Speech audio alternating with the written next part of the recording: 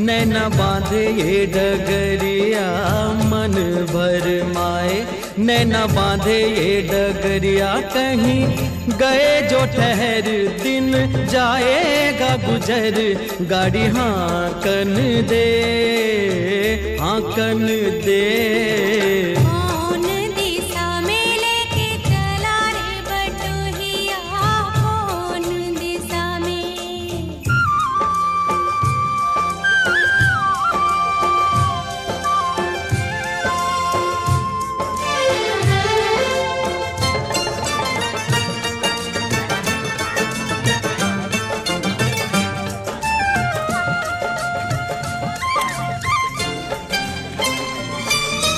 पहली बार हम निकले हैं घर से, किसी अनजाने के संग हो। अनजाने से पहचान बढ़ेगी तो महक उठेगा तोरा अंग हो। महक से तू कहीं महक न जा, लो बोलो अब। महक से तू कहीं महक न जाना,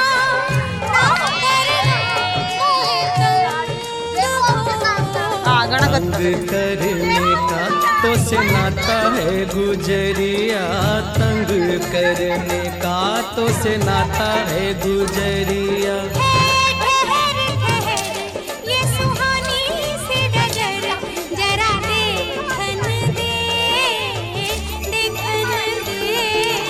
कौन दिशा में लेके चला रे बटोहिया, कौन दिशा में।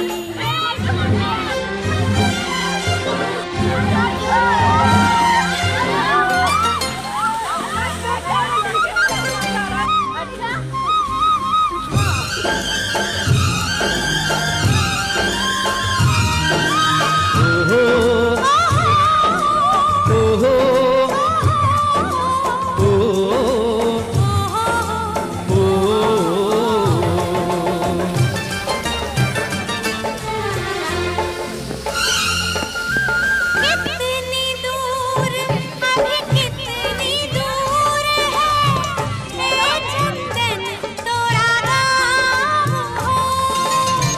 कितना अपना लगने लगे जब कोई बुलाए लेके नाम हो।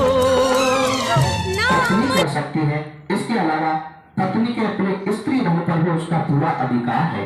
1955 के हिंदू मैरिज एक्ट में महिलाएं संपत्ति के बंटवारे की मांग नहीं कर सकती थी, लेकिन अब कंपल्सरी राइट के तहत उन्हें अपने दादाजी या अपने पुत्रों के द्वारा अर्जित संपत्ति में से भी अपना हिस्सा पाने का पूरा अधिकार है। यह कानून सभी राज्यों में लागू हो चुका है। धारा 66 के अनुसार सूर्योदय से पहले 6 बजे और सूर्यास्त के बाद 7 बजे के बाद काम करने के लिए महिला को बाध्य नहीं किया जाता, क्योंकि आप सभी आने वाले टाइम में कहीं ना कहीं तो काम करेंगे। ये आपके लिए विशेष है, इंपॉर्टेंट है, इसका ध्यान रखना। दोबारा बोल देता हूँ एक बार। धारा 66 के अनुसार सूर्योदय से पहले यानी 6 बजे और सूर्यास्त के बाद यानी 7 बजे के बाद काम करने के लिए महिला को बाध्य नहीं किया जा सकता। ऑफिस में होने वाले उत्पीड़न, जिस ऑफिस में आप जा रहे हो उसमें होने वाले उत्पीड़न के खिलाफ महिला शिकायत दर्ज करवा सकती है। यदि पुलिस एफआईआर दर्ज करती है तो एफआईआर की कॉपी आपको निःशुल्क दिया जाना यह पुलिस का कर्तव्य होता है। सूर्योदय से पहले और सूर्यास्त के बाद किसी भी तरीके की पूछताछ के लिए किसी भी महिला को पुलिस स्टेशन में नहीं रोका जा सकता। समझो, पुलिस स्टेशन में किसी भी महिला से पूछताछ करने व उनकी तलाशी के दौरान महिला कांस्टेबल होना जरूरी है, ना कि कोई।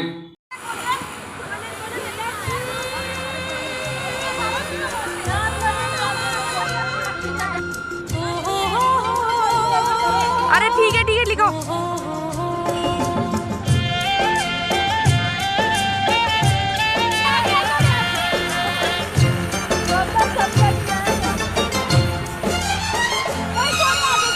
कौन दिशा में लेके चला रे बटोहिया,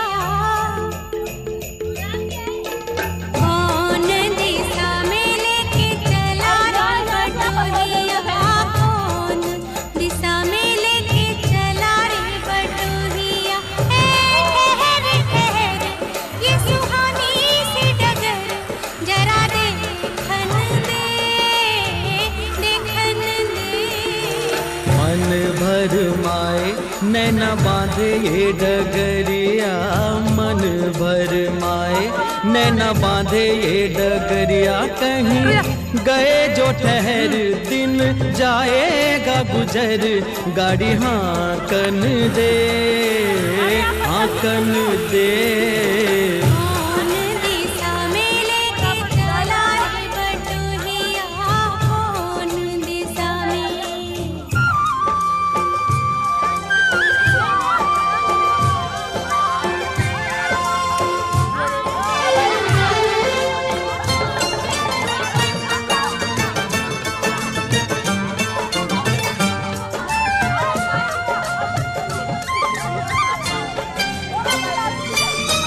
पहली बार हम निकले हैं घर से, किसी अनजाने के संग। अनजाने से पहचान बढ़ेगी तो महक उठेगा तोरा अंग हो। महक से तू कहीं महक न जाना, महक से तू कहीं महक न जाना, ना करना कोई तंग करने का तो से नाता है गुजरिया, तंग करने का तो से नाता है गुजरिया। ठहर ठहर ये सुहानी सी नजर, जरा देखन दे, देखन दे। कौन दिशा में लेके चला रे बटुहिया, कौन दिशा में।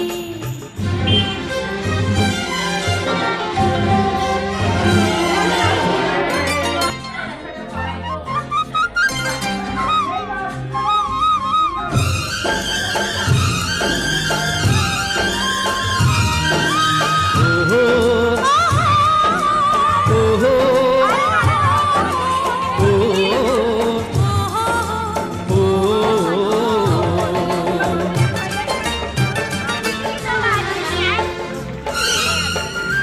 कितनी दूर अभी कितनी दूर है, ए चंदन तोरा गाँव हो। कितना अपना लगने लगे जब कोई बुलाए लेके नाम हो।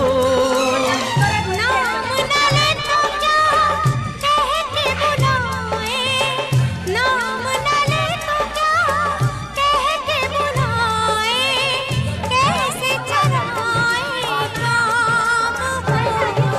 साथी मितवा या अनाड़ी कहो गुरिया, साथी मितवा या अनाड़ी कहो गुरिया, कहीं गए जो ठहर, दिन जाएगा गुजर, गाड़ी हाँकन दे, हाँकन दे।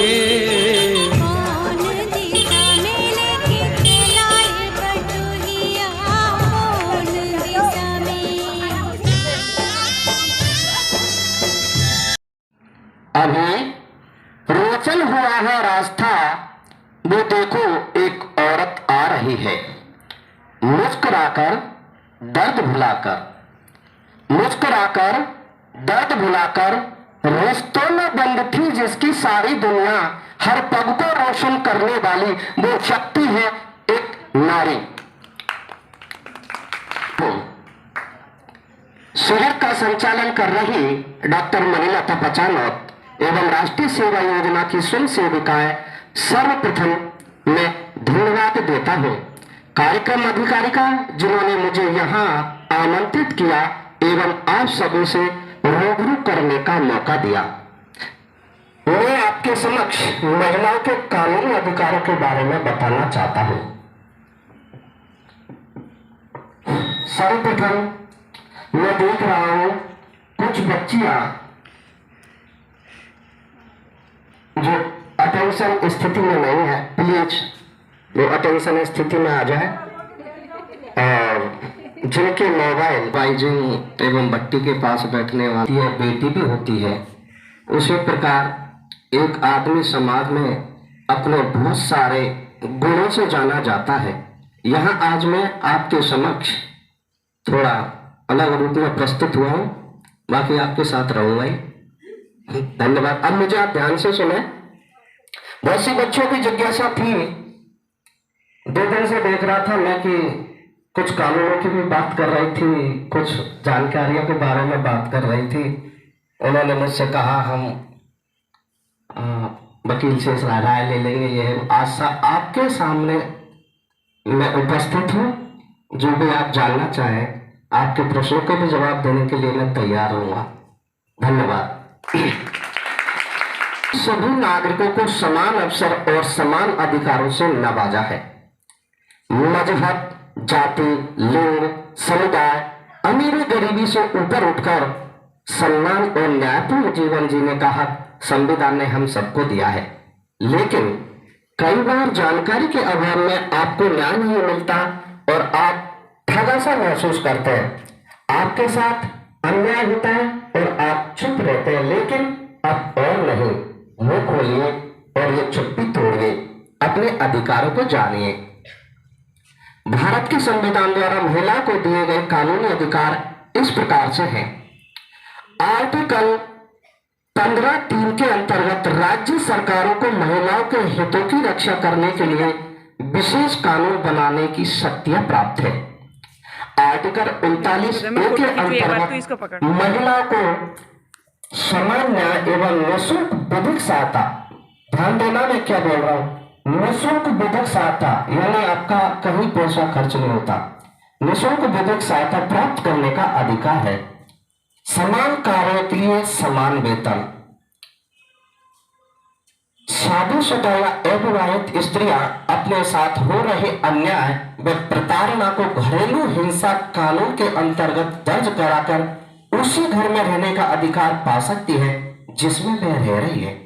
यदि किसी महिला की इच्छा के विरुद्ध उसके पैसे, शेयर्स या बैंक अकाउंट का इस्तेमाल किया जा रहा है तो इस कानून का इस्तेमाल करके वह इसे रोक सकती है। विवाहित होने की स्थिति में अपने बच्चों की कस्टडी और मानसिक शारीरिक प्रताड़ना का मुआवजा मांगने का भी उसे अधिकार है। घरेलू हिंसा में महिलाएं खुद पर हो रहे अत्याचारों के लिए सीधे न्यायालय से गुहार लगा सकती है। इसके लिए वकील को लेकर जाना जरूरी नहीं है। अपनी समस्याओं के निदान के लिए पीड़ित महिला वकील, प्रोटेक्शन ऑफिसर और सर्विस प्रोवाइडर में से किसी एक को साथ ले जा सकती है और चाहे तो खुद ही अपना पक्ष रख सकती है। भारतीय दंड संहिता 498 तहत किसी भी शादीशुदा महिला को दहेज के लिए प्रताड़ित करना कानूनन अपराध है। अब दोषी को सजा के लिए कोर्ट में लाने या सजा पाने की अवधि बढ़ाकर आजीवन कर दी गई है।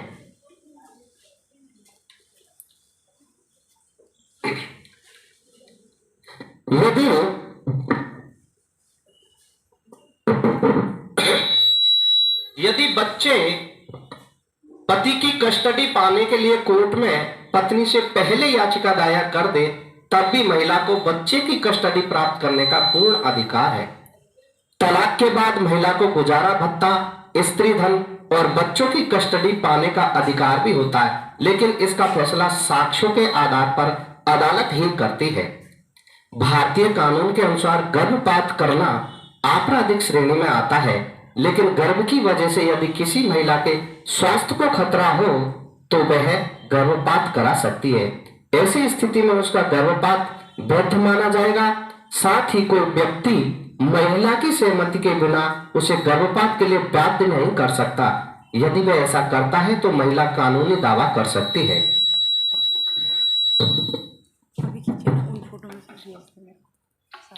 सीआरपीसी के सेक्शन 125 के अंतर्गत पत्नी को मेंटेनेंस, जो कि भरण पोषण के लिए आवश्यक है, का अधिकार मिला है। यहाँ पर यह जान लेना जरूरी होगा कि जिस तरह से हिंदू महिलाओं को यह तमाम अधिकार मिले हैं, उसी तरह या उसके समकक्ष या समानांतर अधिकार अन्य महिलाएं जो कि हिंदू नहीं है को भी उनके पर्सनल लॉ में उपलब्ध है, जिनका उपयोग भी कर सकती है। लिव इन रिलेशनशिप, आजकल नया ट्रेंड चला है लिव इन रिलेशनशिप, तो लिव इन रिलेशनशिप में महिला पार्टनर को वही दर्जा प्राप्त है जो किसी विवाहिता को मिला है। लिव इन रिलेशन संबंधों के दौरान यदि पार्टनर अपने जीवन साथी को मानसिक या शारीरिक प्रताड़ना दे तो पीड़ित महिला घरेलू हिंसा कानून की सहायता ले सकती है।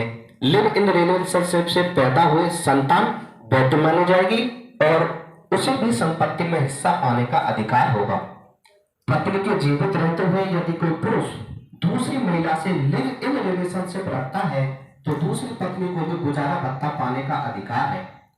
प्रसव से पूर्व गर्भस्थ शिशु का लिंग जांच करने वाले डॉक्टर और गर्भपात कराने वाले पति दोनों को अपराधी करार दिया जाएगा। लिंग की जांच करने वाले डॉक्टर को 3 से 5 वर्ष का कारावास और 10 से 15,000 रुपए का जुर्माना हो सकता है। लिंग जांच का दबाव डालने वाले पति और रिश्तेदार के लिए भी सजा का प्रावधान है। 1955 हिंदू मैरिज एक्ट के सेक्शन 26 के अनुसार पत्नी अपने बच्चों की सुरक्षा, भरण पोषण और शिक्षा के लिए भी आवेदन कर सकती है। दाखिले के लिए स्कूल में फॉर्म में पिता का नाम लिखना अब अनिवार्य नहीं है। बच्चों की माता पिता में से किसी एक अभिभावक का नाम लिखना ही पर्याप्त है। विवाहित या अविवाहित महिला को अपने पिता की संपत्ति में बराबर का हिस्सा पाने का हक।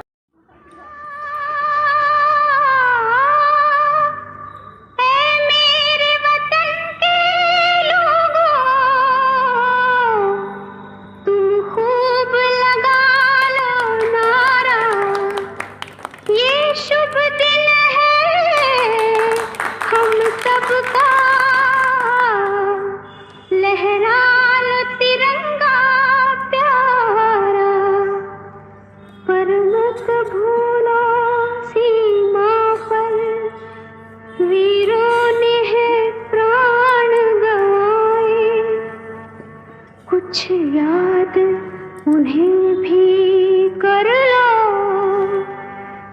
और महिला डॉक्टर अगर अनुपस्थित है तो किसी डॉक्टर की उपस्थिति में, पुरुष महिला की उपस्थिति में, जरूरी नहीं है वो महिला डॉक्टर हो, नर्स हो या किसी भी महिला हो, तो पुरुष डॉक्टर करेगा। किसी भी महिला गवाह को पूछताछ के लिए पुलिस स्टेशन आने के लिए बाध्य नहीं किया जा सकता।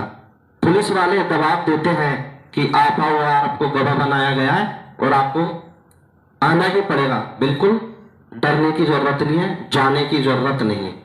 किसी भी महिला गवाह को पूछताछ के लिए पुलिस स्टेशन आने के लिए बाध्य नहीं किया जा सकता। जरूरत पड़ने पर उससे पूछताछ के लिए पुलिस को ही उसके घर जाना होता है, न कि आपको पुलिस स्टेशन। अन्य समुदायों की महिलाओं की तरह मुस्लिम महिला भी दंड प्रक्रिया संहिता की धारा 125 के तहत गुजारा भत्ता पाने की हकदार है। वह मुस्लिम महिला अपने तलाकशुदा पति से तब तक गुजारा भत्ता पाने की हकदार है जब तक कि वह दूसरी शादी नहीं कर लेती। मासूम बच्चों के साथ बढ़ते बलात्कार के मामले में गंभीरता से लेते हुए हाल ही में सुप्रीम कोर्ट ने जनहित याचिका पर महत्वपूर्ण निर्देश दिया है। अब बच्चों से सेक्स करने वाले या उन्हें वेश्यावृत्ति में धकेलने वाले लोगों के खिलाफ बलात्कार के आरोपों में मुकदमा दर्ज होंगे, क्योंकि चाइल्ड प्रोस्टिट्यूशन बलात्कार के बराबर ही अपराध है। कई बार बलात्कार की शिकार महिलाएं पुलिस जांच और मुकदमे के दौरान जमानत में अपमान से बचने के लिए चुप रह जाती है तथा हाल ही में सरकार ने सीआरपीसी में बहुप्रतीक्षित संशोधन का नोटिफिकेशन जारी कर दिया है, जो इस प्रकार है। बलात्कार से संबंधित मुकदमों की सुनवाई महिला जज ही करेगी। ऐसे मामले की सुनवाई 2 महीनों में पूरी करने के प्रयास होंगे।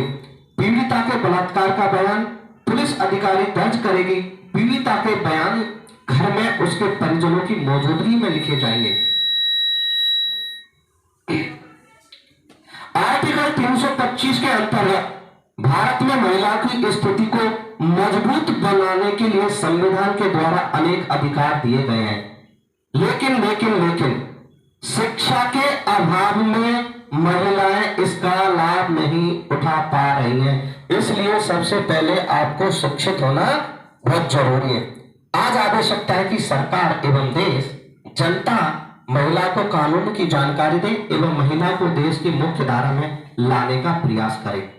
इसी के साथ मैं आपको 2 शब्द और कहना चाहता हूं कि आपके बारे में वेदों में, पुराणों में और सनातन स्थितियों में जिस तरीके से बताया गया है, हे गृहिणी व्यर्थ के आलाप गाना छोड़ दे, हे गृहिणी व्यर्थ के आलाप गाना छोड़ दे, वेदना के फिर वही संताप गाना छोड़ दे, और कंठ में गर चेतना के स्वर जगा, तू अलख वरदान गा, हे रागनी अभिशाप गाना छोड़ दे, क्योंकि तू वह शक्ति का स्वर है जिसमें सृष्टि रचने की ताकत है, तू परशुराम की भी जननी, जग बालक की भी पालक है, तू रास रचैया जगत खेतैया, कृष्ण कन्हैया की माता, तू खप्पर वाली का खप्पर जो कभी नहीं भर पाता, तू साहस शौर्य समर्पण का, तू जीवन का आधार बना, अरे घर का रूप रण चंडी को, अरे धर रूप रण चंडी को, तू शस्त्रों का श्रृंगार बना, तू शस्त्रों का श्रृंगार बना। चूंकि समय अभाव के कारण इतना ही कहूंगा कि घड़ी की फितरत भी अजीब है, जो टिक टिक कहती है मगर ना खुद टिकती है ना दूसरे को टिकने देती। धन्यवाद। सभी को विदित है कि यहाँ पर राजकीय कन्या महाविद्यालय बूंदी में 7 दिवसीय कैंप का आयोजन किया जा रहा है, जो कि राष्ट्रीय सेवा योजना के तत्वावधान में चल रहा है। इसमें प्रथम सत्र में सारी छात्राएं श्रमदान का कार्यक्रम कर चुकी हैं, नारा लेखन प्रतियोगिता कर चुकी हैं। द्वितीय सत्र के प्रारंभ में हमारा व्याख्यान माला का प्रोग्राम आयोजित होगा। तो आज के व्याख्यान के लिए मैं हृदय की गहराइयों से आभार व्यक्त करती हूँ आज के मुख्य अतिथि एवं वक्ता BS Jadaun advocate Rajasthan Bundi court. इनके स्वागत में एक बार सभी जोर से तालियां बजाओ। ईश्वर का रूप होते हैं मेहमान, ईश्वर का रूप होते हैं मेहमान, कार्यक्रम का स्वरूप होते हैं मेहमान। पधारे आप इस मंच पर, पधारे आप इस मंच पर, आपको करती हूँ आदर पूर्वक प्रणाम। धन्यवाद सर, जो आप मेरे एक विनम्र आग्रह पे हमारे महाविद्यालय में पधारे और हमारी छात्राओं को अपने आशीष वचनों से और अपनी व्याख्या से लाभान्वित करेंगे। आज हमारे अतिथि एवं वक्ता महोदय के व्याख्यान का विषय है महिलाओं के कानूनी अधिकार। चूंकि ये एक एडवोकेट एवं विधिक सलाहकार बूंदी कोर्ट में है, इसलिए ये अपने ज्ञान को आप लोगों के बीच बांटने के लिए आए हैं। तो सभी छात्राएं ध्यान पूर्वक से इनकी बातों को सुनना, क्योंकि तुम्हें इस शिविर के तृतीय सत्र में अपनी गोद ली गई बस्ती में जाना है। वहां पर महिलाओं के अधिकारों के विषय में हमें हमारी ग्राम की जो बस्ती है वहां की महिलाओं को जागरूक करना है, और जो अधिकार होते हैं उनके विषय में हर छात्रा को जानना जरूरी है। इस विषय में हमारे जो अतिथि महोदय हैं वो आपको विस्तार से जानकारी देंगे। जैसे कि किसी भी कार्यक्रम की शुरुआत सबसे